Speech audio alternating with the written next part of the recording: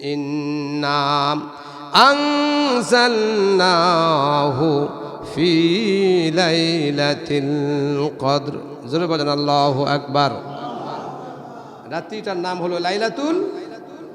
এটা রমজান ছাড়া অন্য কোনো মাসে পাওয়া যাবে? পাওয়া যাবে না। লাইলাতুল কদর রাত্রিতে আল্লাহ রাব্বুল আলামিন প্রথম আসমানে সমস্ত কোরআন নাজিল করেছেন। আর প্রথম আসমানে যে ঘরের ভেতর কোরআন আল্লাহ পাক রক্ষিত করে রেখেছেন, এই ঘরটির নাম হলো বাইতুল ইজ্জা।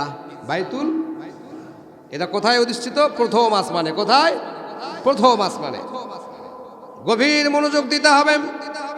কোরআনুল কারীম আল্লাহ রাব্বুল আলামিন লৌহে মাহফুজ থেকে প্রথম আসমানে এক রাত্রিতেই সমস্ত কোরআন নাজিল করে দিয়েছেন। আওয়াজ দিয়ে বলেন সুবহানাল্লাহ। এক রাত্রিতেই 30 পারা কোরআন আল্লাহ পাক প্রথম আসমানে বাইতুল ইজ্জা নামক যে ঘর, এই ঘরে নাজিল করে দিয়েছেন। সেখান থেকে জিবরাইল আমিন সুদীর্ঘ 23 বছর যাবত, 23 বছরের ব্যবধানে আমার প্রিয় নবী, আপনার নবী, বিশ্ব নবী রহমাতুল লিল আলামিন নবীর ওপর সুদীর্ঘ 23 বছর যাবত বাইতুল ইজ্জা থেকে একটু একটু করে কোরআন পরিপূর্ণভাবে নাজিল করেছেন।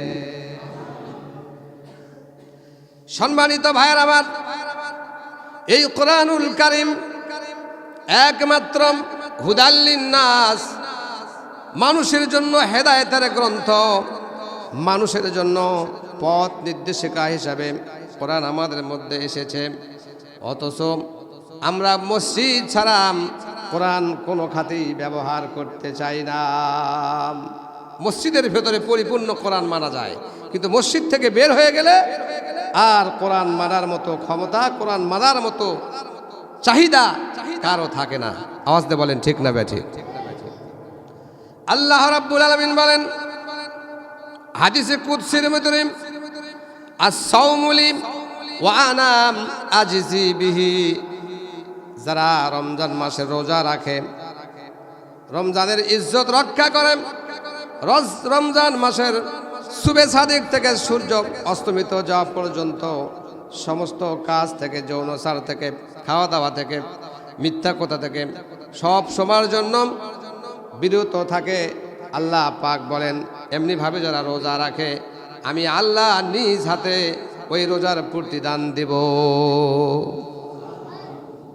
নামাজ পড়লে নামাজ বেহেশতের চাবি। as-salatu মিফতাহুল জান্নাহ। নামাজ পড়লে আল্লাহর সাথে দিদার হয়। as-salatu মিরাজুল মুমিনিন। ঈমান আনার পরে সর্বশ্রেষ্ঠ যে ইবাদত, সেই ইবাদতের নাম হলো নামাজ। ইবাদতের নাম কি? নামাজ। অনেকেই আছে নামাজ না পড়ে মন দিল সাদা আছে। নামাজ পড়ে কি করবে? ও হেরাল কাটছে। নামাজ পড়ে কি করবে? ও মুখ খারাপই করছে। এজন্য অন্য কারো আত্মশুদ্ধি নয়, নিজের আত্মশুদ্ধি, নিজেকে মুত্তাকিন হওয়ার জন্য আল্লাহ পাক রমজান দান করেছেন। সুবহানাল্লাহ। এই রমজান মাসে এমন একটি রাত্রি আল্লাহ পাক উম্মতে মুহাম্মাদীদের জন্য দান করলেন, যে রাত্রিটা বিগত কোন নবী রাসূলদের মধ্যে আল্লাহ পাক দেন নাই। সুবহানাল্লাহ।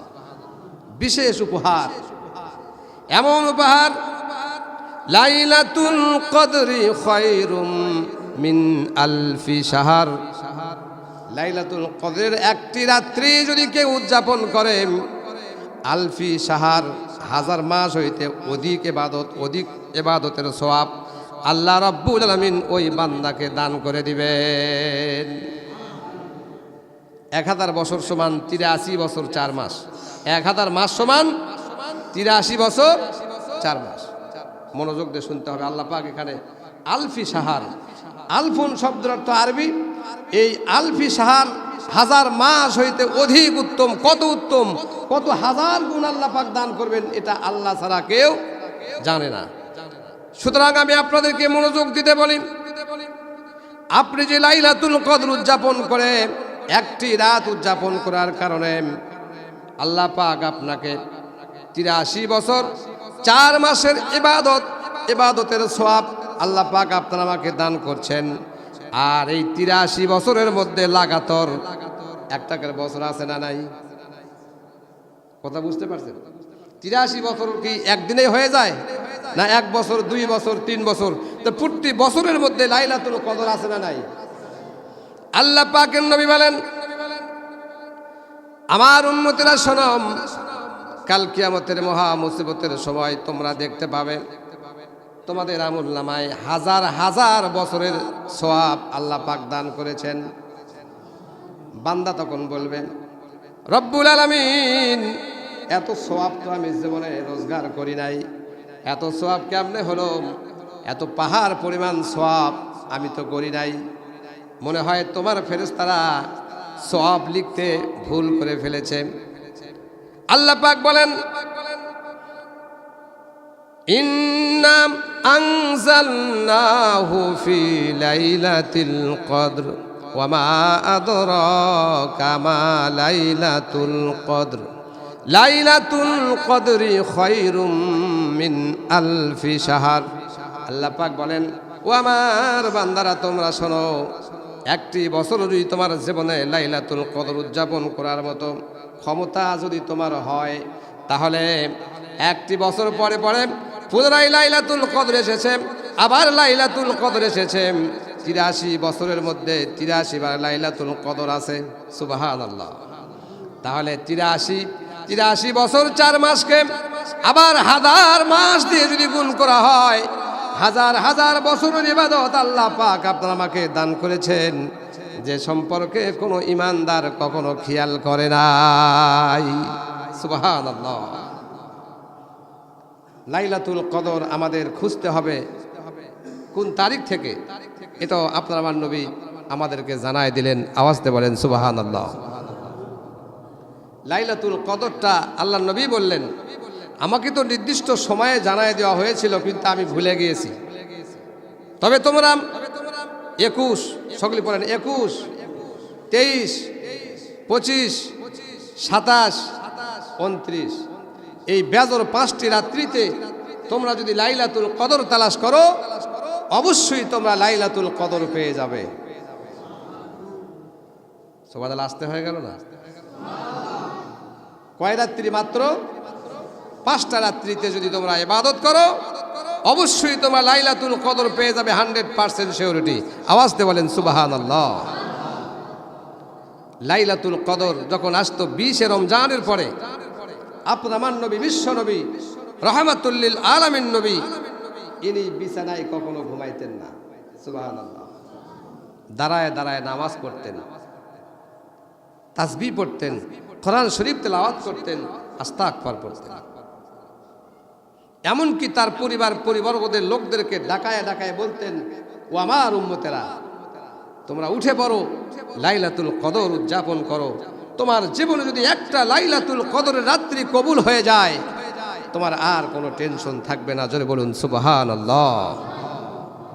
তাহলে নবী নিজে লাইলাতুল কদর 21 থেকে 29 পর্যন্ত লাইলাতুল কদর রাত্রিতে আল্লাহ পাকের নবী ইবাদত করেছেন। পা ফুলে গিয়েছে, একটুও বিছানায় ঘুমান নাই। মা আয়েশা সিদ্দিকা রাদিয়াল্লাহু তাআলা আনহা বলেন, ইয়া রাসূলুল্লাহ, ইয়া হাবিবাল্লাহ, ও আল্লাহর রাসূল, আমি যদি লাইলাতুল কদর পেয়ে যাই, তাহলে কোন আমলটা আমি বেশি বেশি করব?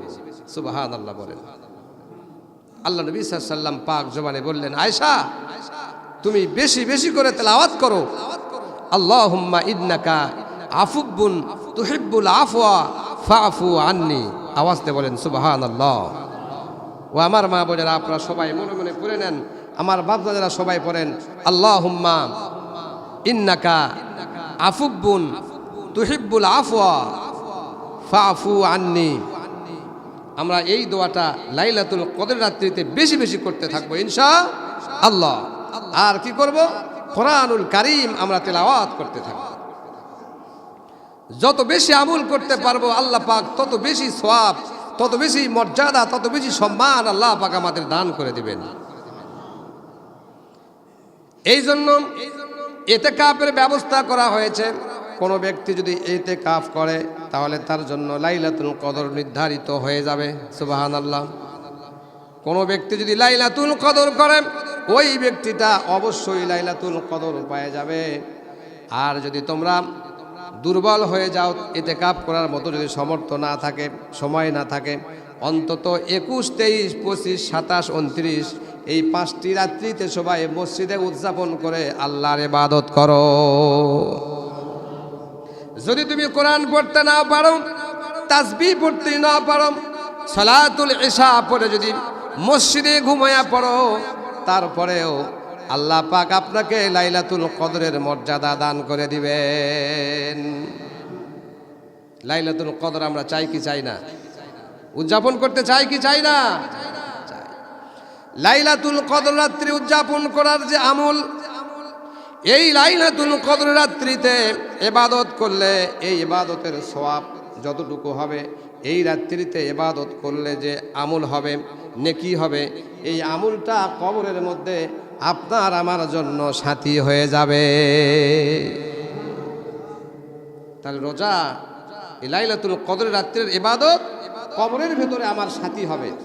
সুবহানাল্লাহ। লাইলাতুল কদর রাত্রি তারা উদযাপন করবেন। আল্লাহ পাকের নবী বলেন, কাল কিয়ামতের ময়দানে আল্লাহ রাব্বুল আলামিন তাদেরকে বিনা হিসাবে জান্নাতে পৌঁছায়া দিবেন।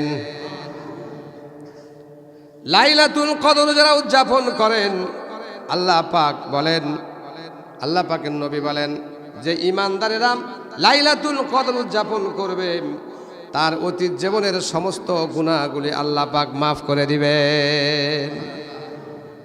লাইলাতুল কদর রাত্রিতে ইবাদত করলে আল্লাহ পাক মুমিন ব্যক্তির সমস্ত গুনাহ খাতা মাফ করে দিবেন।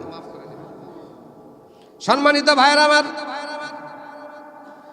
অনেকেই ফতোয়া দিচ্ছে কোরআন শরীফ খতম করা হারাম। আওয়াজ দিয়ে বলেন নাউজুবিল্লাহ। এমন হুজুর বাংলার জমিনে পাওয়া যায়, কোরআন শরীফ খতম করা নাকি হারাম, এমন ফতোয়া যারা দেয় এদের কপালে জুতার বাড়ি ছাড়া আর কিছু থাকতে পারে? চুপ করে থাকেন কেন? ভয় করে নাকি? যারা বলে কোরআন শরীফ খতম করা হারাম, এমন আলেমের মুখে জুতো মারা দরকার। কথা বলেন ঠিক না ব্যাঠি? আল্লাহ পাকের নবী বলেন, আমার জীবনের যেটা শেষ রমজান, যখন আমার কাছে নাজিল হলাম, আল ইয়াউমা আকমালতু লাকুম দীনাকুম ওয়া আতমামতু আলাইকুম নি'মাতি ওয়া রাযীতু লাকুমুল ইসলামা দীনা। আল্লাহু আকবার। জিবরাইল আলাইহিস সালাম নবীর কাছে এসে যখন এই আয়াত নিয়ে আসলেন, জিবরাইল বললেন, বন্ধু, আল্লাহ পাক আপনাকে শেষ খবর দিলেন, শেষ নোটিশ দিয়ে দিলেন, আল ইয়াউমা আকমালতু লাকুম দীনাকুম, আজ থেকে দিনকে পরিপূর্ণ আল্লাহ পাক ঘোষণা করে দিলেন। ওয়া আতমামতু আলাইকুম নি'মাতি, সমস্ত নিয়ামতকে আল্লাহ পাক পরিপূর্ণ করে দিলেন। ওয়া রাযীতু লাকুমুল ইসলামা দীনা, একমাত্র শুধুমাত্র ইসলামকে আল্লাহ পাকের মনোনীত ধর্ম হিসাবে আল্লাহ পাক কবুল আর মঞ্জুর করে নিলেন। নবীর কাছে যখন এই আয়াত চলে আসলো, নবী একটুও বুঝতে ভুল করেন নাই যে এটাই আমার জীবনের শেষ মাহে রমজান। সুবহানাল্লাহ। সাহাবারা কাঁদতে শুরু করলেন। আলী কাঁদেন, উসমান কাঁদেন, ওমর কাঁদেন, আবু বকর কাঁদেন। নবী বলেন, সাহাবীরা রে, তোমরা কাঁদো কেন? আবু বকর বলে, ইয়া রাসূলুল্লাহ, ইয়া হাবিবাল্লাহ, আজকের যে আয়াত নাজিল হলো, এই আয়াতের ব্যাখ্যা, আয়াতের অর্থ বুঝে মনে করেছি আগামী বছর রমজান মাস হয়তো আপনি আমাদের মধ্যে আর থাকবেন না। সুবহানাল্লাহ। হযরত জিবরাইল আলাইহিস সালাম নবীর কাছে এসে বললেন, ইয়া রাসূলুল্লাহ, ইয়া হাবিবাল্লাহ, আপনি পুরা কোরআন শরীফ আমাকে পড়ে পড়ে শোনান। আওয়াজ দিয়ে বলেন সুবহানাল্লাহ। পুরা কোরআন শরীফ নবীকে বললেন জিবরাইল, জিবরাইল নবীকে বললেন, ইয়া রাসূলুল্লাহ, 30টি পারা কোরআনুল কারীম আমি আপনার কাছে আল্লাহর হুকুমে নাজিল করেছি, আপনি 30টি পারা কোরআন আমাকে শোনান। সুবহানাল্লাহ। আমার নবী 30টি পারা কোরআন শরীফ জিবরাইলকে শোনালেন। এবার জিবরাইল বললেন, নবী, আমি জিবরাইল কোরআন নাজিল করতে করতে আমিও 30 পারা কোরআনের হাফেজ হয়ে গিয়েছি, এবার আমি পড়ব, আপনি শোনেন। আওয়াজ দিয়ে বলেন সুবহানাল্লাহ। জিবরাইল আলাইহিস সালাম নবীর কাছে 30টি পারা কোরআন শরীফ তেলাওয়াত করলেন। নবীও পড়লেন খতম, জিবরাইলও পড়লেন খতম। আবার নবীকে বললেন, নবী গো তুমি আবার কোরআন শরীফ পড়ো। আমার নবী আবার খতম পড়লেন, 2 বার নবী খতম পড়লেন। দ্বিতীয়বার খতম পড়ার পরে জিবরাইল বলল, ইয়া রাসূলুল্লাহ, ইয়া হাবিবাল্লাহ, আপনি আবার আমার কোরআন শরীফ তেলাওয়াত শোনেন, আমিও আবার খতম করব। সুবহানাল্লাহ।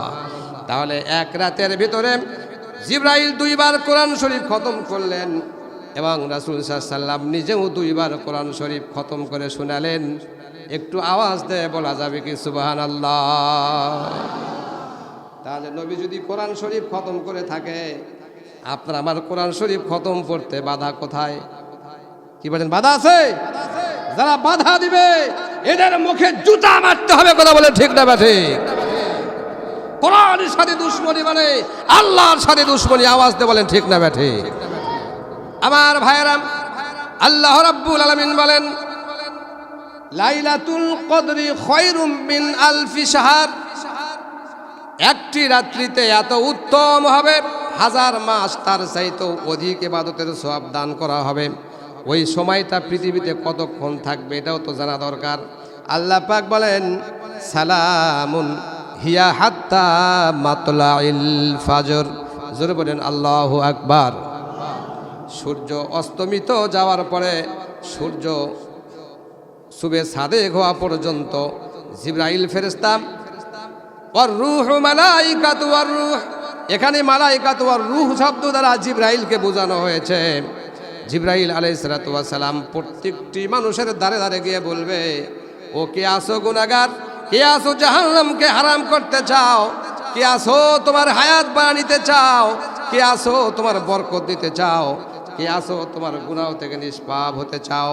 আল্লাহর দরবারে কাঁদো, আল্লাহর দরবারে কাঁদো, মাগফিরাত চাও, ক্ষমা চাও। আমার আল্লাহ তোমাদের ক্ষমা করে দিয়ে মাসুম বানায়া দিবে। জিবরাইল ফেরেশতা প্রত্যেকটি লোকের দ্বারে দ্বারে যায় বলবেন, হে আল্লাহর গোলামেরা, তোমাদের সুবর্ণ সুযোগ, মাগফিরাত করতে থাকো, মাগফিরাত করতে থাকো। জীবনের গুনাহ খাতা মাফ করতে চাও, আল্লাহ পাক তোমাকে মাফ করে দিয়ে জান্নাতি বানায় দেবেন। মাত্র কয়টি রাত উদযাপন করতে হবে? 5টি। রাজি আছি তো ইনশাআল্লাহ? এতে কাপ যদি না করেন অন্তত 5টি রাত্রি মসজিদে কাটাবেন। আল্লাহ পাক আমাদের তৌফিক দেবেন, আল্লাহুম্মা আমিন। সম্মানিত ভাইরা আমার, নবী আমার বললেন, সাহাবীরা শোনো, নামাজের চাইতে, রোজার চাইতে, হজের চাইতে আরেকটা বড় আমল আছে। সুবহানাল্লাহ। আরেকটা কি আছে? বড় আমল আছে। রোজার চাইতেও বড় দামি, হজের চাইতেও বড় দামি। সাহাবারা বললেন, এত বড় দামি আমল, সেই আমল আবার কোনটা? আমাদের জানা দরকার আছে না নাই? খেয়াল করতে হবে। 2য় হিজরি 17ই রমজান। সকলে বলেন 2য় হিজরি 17ই রমজান। বদরের যুদ্ধ সংগঠিত হয়েছিল। কিসের যুদ্ধ? বদরের যুদ্ধ সংগঠিত হয়েছিল রমজান মাসের 17ই রমজান। আল্লাহ নবী সাল্লাল্লাহু আলাইহি সাল্লাম বললেন, ও আমার সাহাবীরা, রোজা ছেড়ে দাও। আল্লাহু আকবার বলেন। সবাই রোজা ছেড়ে দাও, পানাহার করে গায়ে শক্তি নিয়ে এসো, কোমরে ব্যাটন পেছে দাও, আর কাফেরদের মধ্যে ঝাঁপিয়ে পড়ে আল্লাহর দ্বীনকে আল্লাহর জমিনে প্রতিষ্ঠার জন্য বের হয়ে যাওয়া। আসতে বলেন সুবহানাল্লাহ। অনেকে কি বলবেন, হুজুর এই কথাটা আবার দলিল কোথায়? আল্লাহ পাক বলেন, তুমিনুনা বিল্লাহি ওয়া রাসূলিহি ওয়া তুজাহিদুনা ফি সাবিলিল্লাহ। আওয়াজ দিয়ে বলেন সুবহানাল্লাহ। ঈমান আগে না নামাজ আগে? এটা একটা ক্লাসরুম। সকলেই বলেন, ঈমান আগে না নামাজ আগে? ঈমান আগে না রোজা আগে? ঈমান আগে না হজ আগে? ইমান আগে না যাকাত আগে? ইমান সর্বক্ষেত্রে আগে। ইমান যদি মজবুত হয়, আপনার জন্য দিন কায়েমের জন্য কাউকে আসে বলতে হবে না। মুসলমান হিসাবে মধ্যে মুজাহিদের মতো কোমরে ব্যাটন পেটে তরোয়ার নিয়ে কাফেরদের মধ্যে ঝাঁপিয়ে পড়ে আল্লাহর জমিনে আল্লাহর দিন কায়েম করতে হবে। কথা বলেন ঠিক না বেঠিক? নির্দেশ তিনি দিয়েছেন মহান রব্বুল আলামিন, সুবহানাল্লাহ। 17ই রমজান বদরের প্রান্তরে আল্লাহ পাকের নবী সাহাবীদেরকে বললেন, রোজা ভেঙে ফেলো, রোজা ছেড়ে দাও, খাদ্য খেয়ে গায়ে শক্তি করো, মাজায় গামছা বাঁধো, তরবারি হস্ত ধারণ করে যুদ্ধের ময়দানে ঝাঁপিয়ে পড়ো। কারণ দিন যদি নিভে যায়, কালেমাও মুছে যাবে, ইমানও মুছে যাবে, নামাজও মুছে যাবে, রোজাও মুছে যাবে, হজও মুছে যাবে, যাকাতও মুছে যাবে। আগে আল্লাহর জমিনে আল্লাহর দিন কায়েম করতে হবে। আওয়াজ দিয়ে বলেন সুবহানাল্লাহ। এরপরে ইহরাম বাঁধা ফরজ। হজের মধ্যে কি ইহরাম বাঁধা ফরজ? আল্লাহ নবী বললেন ইহরাম বাঁধা ছেড়ে দাও, আল্লাহর দিন কায়েমের জন্য ঝাঁপিয়ে পড়ো, দিনকে কায়েম করতে হবে। আপনারা হুদাইবিয়ার সন্ধির মধ্যে ঘটনাটা আছে, ঘটনাটা দেখবেন। যায় ঈমান আনার পরে নামাজ পড়া যেমন ফরজ, রোজা রাখা যেমন ফরজ, যাকাত দেওয়া যেমন ফরজ, হজ করা যেমন ফরজ, আল্লাহর জমিনে আল্লাহর দিন কায়েম করা ঠিক তেমনই একটি ফরজ। দিন কায়েমের কথা বললে কেউ রাস্তায় পাওয়া যাবে না। কথা বলেন ঠিক না বা ঠিক?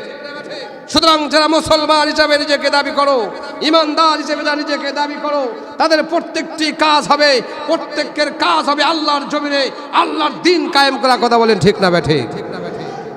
আমরা সবাই আল্লাহর জমিনে আল্লাহর দিন কায়েম করতে রাজি আছি ইনশাআল্লাহ।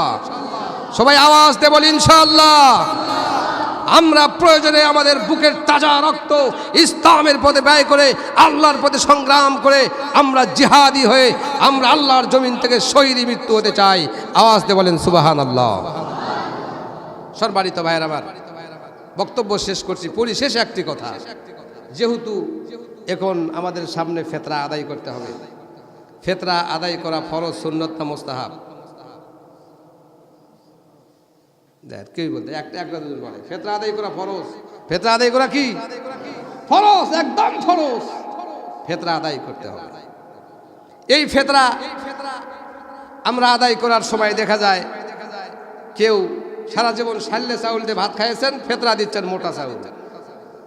এটা আমাদের ইমানের কত ধার, কত শক্তি।